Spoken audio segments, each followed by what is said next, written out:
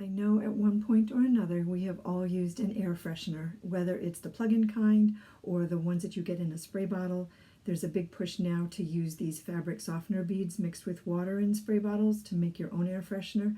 But the problem with all of these is that they're made with chemicals, and now you're spraying those chemicals into the air, which you are breathing in, and your kids are breathing in, and so are your pets. So I figured there's got to be a better way, and there is. We're going to use some vodka to make our own air fresheners. There's just a few simple ingredients, and it literally takes a minute to make. Let me show you. The ingredients are distilled water, high-quality essential oils, vodka, and a glass spray bottle.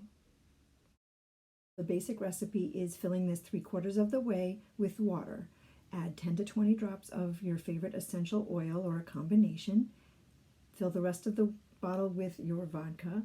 Put the top on, shake it up really well, and look at that. You have your own air freshener that's not harmful, easy to make.